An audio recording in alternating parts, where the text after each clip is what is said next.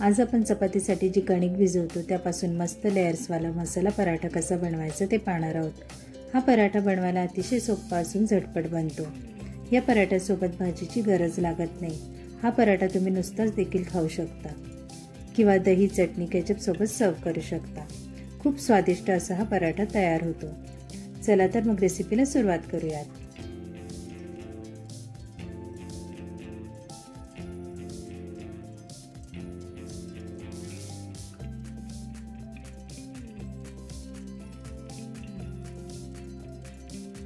मसाला पराठा बनवण्यासाठी इथे मी कणिक भिजवून घेतली आहे।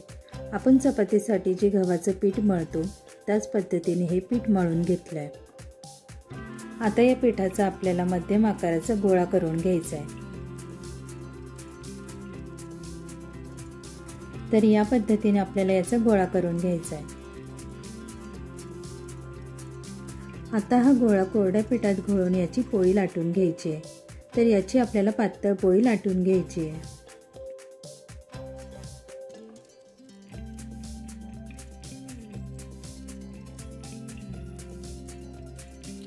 तर इथे आपली पातळ पोळी लाटून झाली आहे।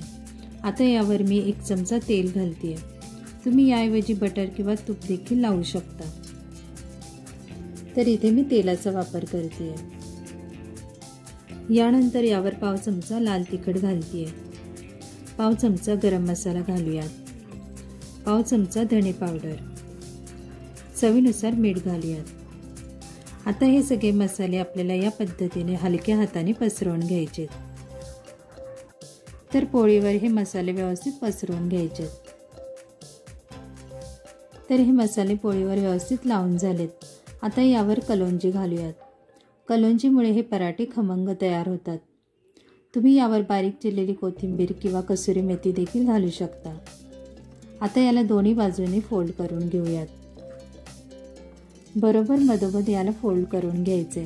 तर याची दुसरी बाजू देखील फोल्ड करून घ्यायची आहे। आता पुन्हा याला या पद्धतीने फोल्ड करून घ्यायचे। आता याचा आपल्याला टाईट असा रोल करून घ्यायचा आहे। रोल करताना हा गोळा बाहेर आला तर या पद्धतीने याला आतमध्ये प्रेस करून घ्यायचे।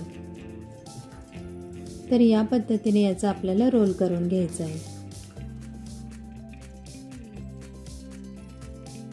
या पद्धतीने याचा आपण रोल करून घेतलाय। आता हा गोळा हलक्या हाताने थोडासा फिरवून घ्यायचा। आता याला असं फोल्ड करून घ्यायचंय। याला बरोबर मध्ये सुरीने चीर द्यायची आहे। तर हे पहा, याला खूप सुंदर लेयर्स पडले आहेत। आता यावर कोरडं पीठ भुरभुरून याला छान लाटून घ्यायचंय। याला खूप पातळ लाटायचं नाहीये, तर याला मध्यमसर जाड लाटून घ्यायचंय।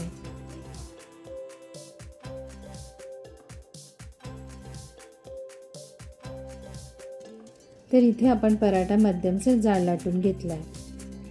इथे तुम्ही पाहू शकता अगदी मस्त याला लेयर्स पडले आहेत। आता आणखीन एक पराठा बनवूयात। मध्यम आकाराचा गोळा घेऊन याला कोरड्या पिठात घोळून याची पातळ पोळी लाटून घ्यायची आहे। मग यावर तेल मसाले घालायचे। यानंतर हे तेल मसाले पोळीवर व्यवस्थित पसरवून घ्यायचे। यावर 1 चमचा तेल घालते। तुम्ही याऐवजी बटर किंवा तूप देखील लावू शकता। पाव चमचा लाल तिखट घालूयात। पाव चमचा गरम मसाला घालूयात। पाव चमचा धणे पावडर, चवीनुसार मीठ घालते। आता हे तेल मसाले पोळीवर व्यवस्थित पसरवून घ्यायचे। तर इथे पोळीवर तेल मसाले व्यवस्थित पसरवून झालेत। यावर कलोंजी घालूयात। कलोंजीमुळे हे पराठे खमंग तयार होतात। तुम्ही बारीक चिरलेली कोथिंबीर किंवा कसुरी मेथी देखील घालू शकता। यानंतर याला दोन्ही बाजूने फोल्ड करून घेऊयात। बरोबर मधोमध याला फोल्ड करून घ्यायचंय। आता पुन्हा याला या पद्धतीने फोल्ड करून घ्यायचंय। आता याचा आपल्याला टाईट असा रोल करून घ्यायचा आहे। रोल करत असताना हाताला जर पीठ चिकटत असेल तर यावर थोडंसं कोरडं पीठ भुरभुरून घ्यायचंय व पुन्हा याचा रोल फिरवून घ्यायचा आहे।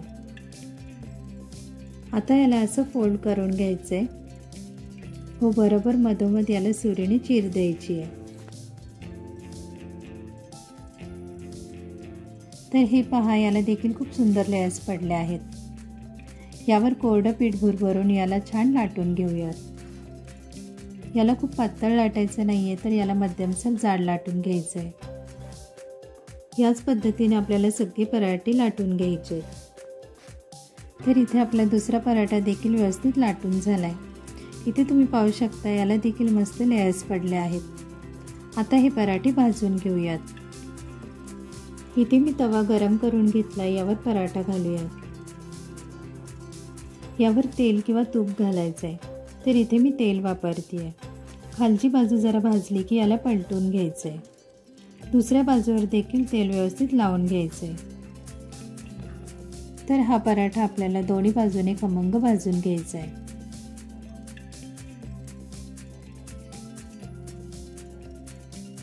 तर इथे आपला पराठा खमंग भाजून झाला आहे. तुम्ही पाहू शकता, याला भरपूर लेयर्स पडले आहेत. आपला मसाला पराठा तयार झाला. बाजूला काढूयात.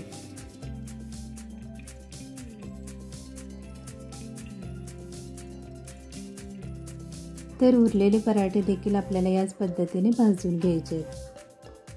तर हे पहा, आपला दुसरा मसाला पराठा देखील तयार झाला आहे. याला देखील खूप मस्त लेयर्स पडले आहेत. बाजूला काढूयात.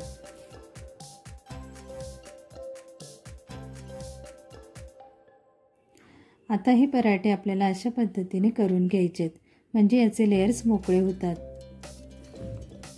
तर या दोन्ही पराठ्यांना तुम्ही पाहू शकता, खूप सुंदर लेयर्स पडले आहेत.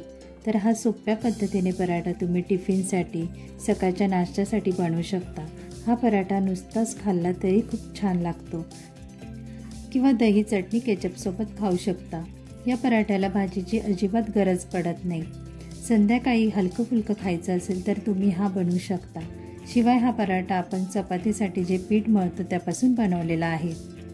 तर याला तोडून पाहूयात. तर हे पहा, याला खूप मस्त लेयर्स पडलेले आहेत. चपाती करताना अशा पद्धतीने पराठा नक्की बनवून पहा. चवीला खूप छान लागतो. मसाला पराठ्याची रेसिपी तुम्हाला आवडली असेल तर व्हिडिओला एक लाईक नक्की करा. अशाच छान छान रेसिपीसाठी चॅनलला सबस्क्राईब करा. पुन्हा भेटूयात अशाच एका नवीन रेसिपीसोबत.